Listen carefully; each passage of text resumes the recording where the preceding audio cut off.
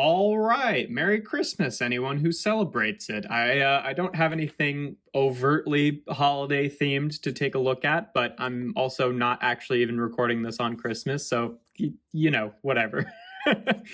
For today's video, we're going to be taking a look at Transformers Shatter Glass collection, Soundwave. He's vaguely holiday color scheme, right? He's white. If you add Laserbeak, that adds a little bit of red, and then you know, there's a little tiny bits of green in robot mode. So yeah, you know, that's the best I got. I don't know what you want, but yeah, another figure in our Shattered Glass collection here, and this is one that I've actually really been wanting for a while, especially since we got Shattered Glass Blaster, just because, you know, the main sort of like trio of Shattered Glass Decepticons, Megatron, Starscream, and Soundwave, I think look really good together, just because, you know, they all have that kind of like white with accents of other colors color scheme there. So this was really, you know, the last one in the Shattered Glass collection that I knew I really wanted. And yeah, he turned out pretty well. This is another use of the Netflix Soundwave mold, which is great that that mold no longer seems to be tied up with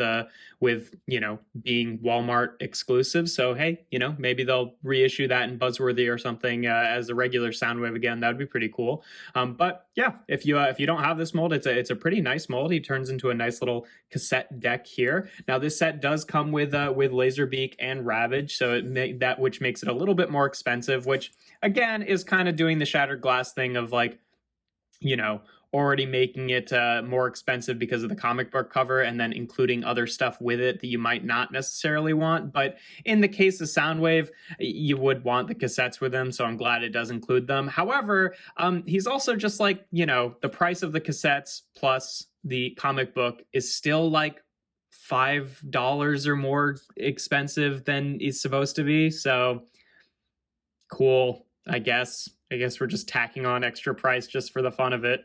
It's annoying, but you know, whatever.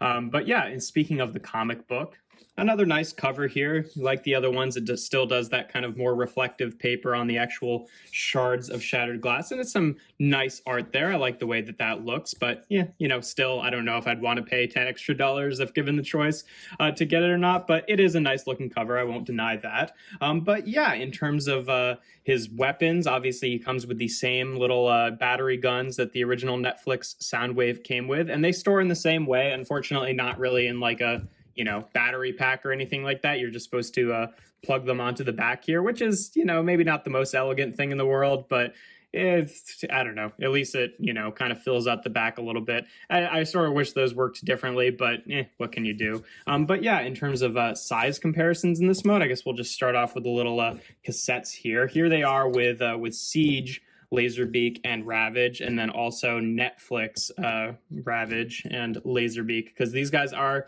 despite, you know, being with the Netflix Soundwave, they are using the original Siege molds with the you know, Cybertronian heads, which is, you know, fine, neither here nor there. They look just fine, but that's what they look like together. And then in terms of Soundwave himself here, first and foremost, here he is with the regular Netflix Soundwave, just so you can see the differences in the color scheme there. I think they look pretty good together.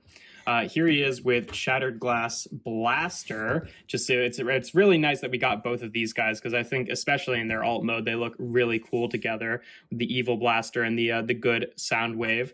And then last but not least, here he is with the other two main Shattered Glass Decepticons in their alt mode. And then, oh yeah, size comparison with Sideswipe. There we go. Obligatory, right? But yeah, that's pretty much all there is to the alt mode. In terms of transformation, obviously it's the exact same as before. First thing you want to do is just take this little front plate here and just untab it, and then take these two sections and fold them into that plate just like that. And you can bring it down. I guess we'll take off the weapons here as well. Then once you've done that, that frees up the leg tab here, so you can untab the legs and then bring them down like that. And then you actually want to rotate them this way. And then you want to bring this section forward. It kind of like clips into the back here. So you can bring that back and then rotate out the foot, and then rotate this into the inside of the leg, and then fold that back up just like that. Then we can take his arms here, unfold them from the back here, and they'll just tab into the side of the body, rotate him around at the waist, rotate his arms forward, and then rotate out his hands from his forearms.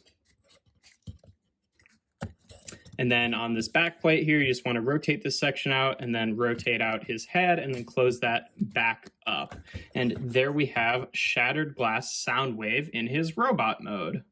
Now, for his weapons here, obviously they store just like they do on Soundwave for the little shoulder. Oh, this is the little shoulder for the little shoulder cannon here. It's got that, peg that has that hinge in it, so you can plug it into his shoulder and kind of bend it up a little bit. Unfortunately, I wasn't really expecting them to do this, but with my Shattered Glass figures, I usually try to make them as mirrored as possible, but you can't really do that with him because it's not like there's an extra port on the other side to plug this into. So unfortunately, he's got to be, the same as the regular Soundwave, not mirrored, but whatever. And then the other little battery gun, you can just push this piece in and then pull out the little barrel there, which you can hold in his hand, and that one I will put in his left hand, and that looks pretty good. In terms of storage, I just leave that one there, but I usually just fold this one up and then plug it onto his back just like that, which you could do with the other one if you wanted. If you didn't want him to have the shoulder cannon, you wanted the 2 batteries on the back there, but that works.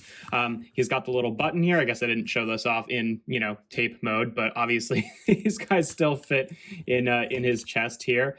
Just like before, the tolerance is not great. Like they can fit in there, but it's kind of a tight fit.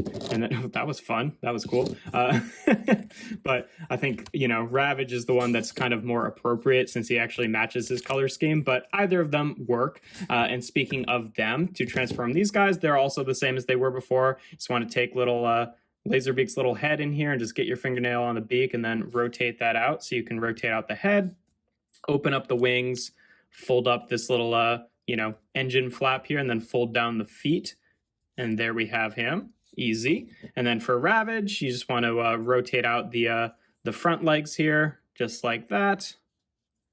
Then you want to kind of just unhook these sections right here so you can take this whole section and rotate it around like that.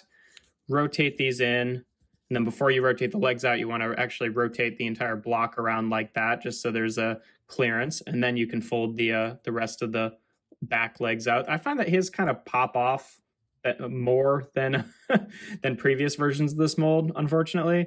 Then you get your fingernail on there to rotate out the head, and then rotate down the front legs here, and there you have Ravage as well. And they're okay. I like Laserbeak. I think this is a great mold. Ravage is a little bit awkward. Hopefully, now that we're getting core, we got the core Rumble and Studio series, maybe they'll do a core Ravage that could fit in as well, which is a little bit better. I don't know why I'm excited about the fact that they're going to give more opportunities to buy Micromasters as core class figures, but if it's better than this, I don't know, but they'll probably not do a Shattered Glass one either way, so whatever. But yeah, I think that they look good with him.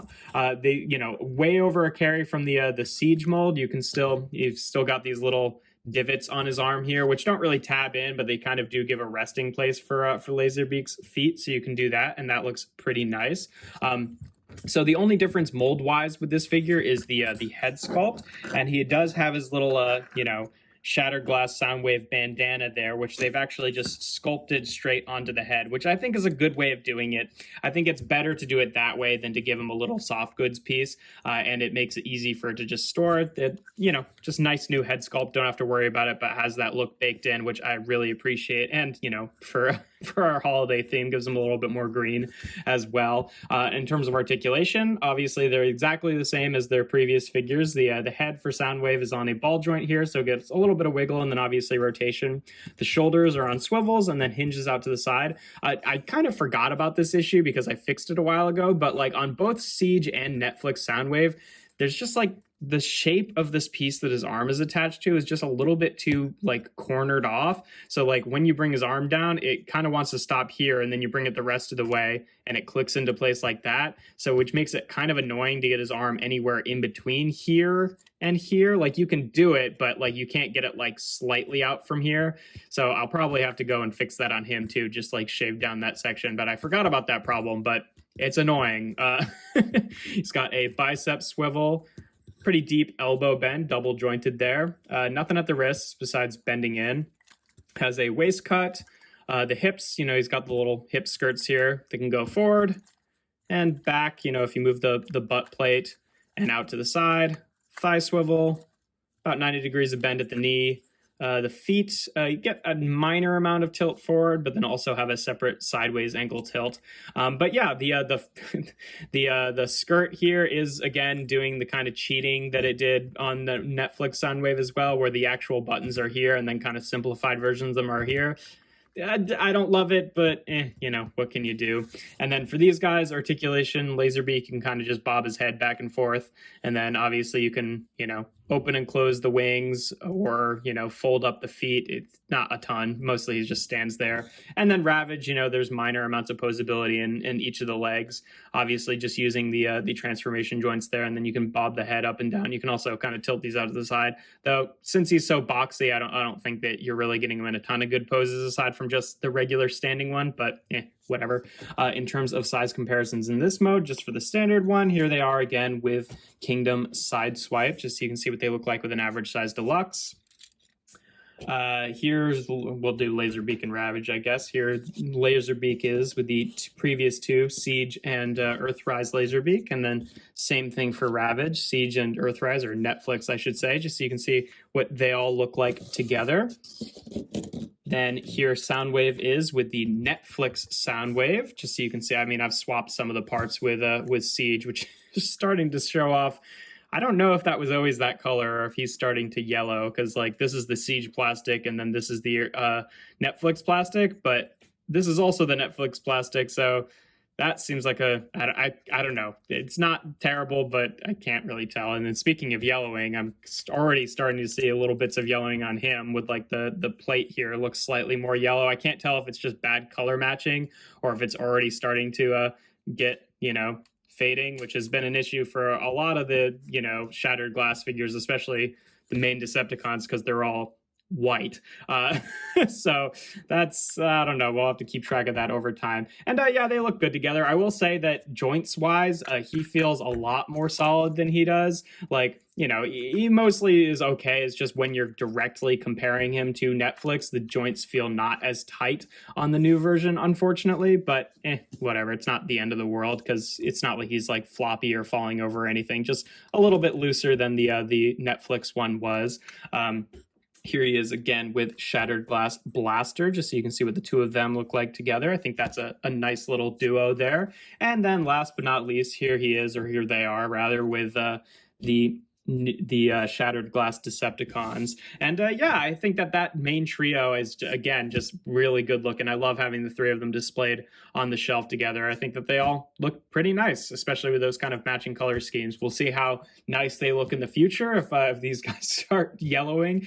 He was always that color. I don't think that he's yellowed, because this is not generally the type of plastic that yellows. It's usually like the, you know, tougher, I'm pretty sure it's like palm plastic, the joints that, you know, that need to, they're like the unpaintable section. So if it's got paint on it, that's usually not the part that would yellow. It's just like you can see on Starscream here, like comparing his forearms to his like inner joints of his arms here. These are just a little bit more yellowed than they used to be. So I don't know. We'll just have to, again, like I said, keep track of that over time. But yeah, that's pretty much all there is to this set. Like I said, it's a little bit more expensive than I'd like it to be for what you're getting, but I think that it does look nice. It's nice to get this mold again. It's nice for it to have been, you know, released from Walmart exclusivity jail. I love the new head sculpt. I like that he comes with Laserbeak and Ravage. It's really just the price that I'm not overly fond of, but otherwise I think he looks pretty good. And yeah, you know, yellowing aside, we might see that might be a problem that, that goes into the future, but I guess we'll just have to wait and see. But yeah, that's pretty much all there is to it. If you enjoy my videos, make sure to leave a like and consider subscribing. I do reviews every Tuesday, Thursday, and Sunday. And without further ado, here we have Transformers Shattered Glass Collection Soundwave with Laserbeak and Ravage. Happy holidays!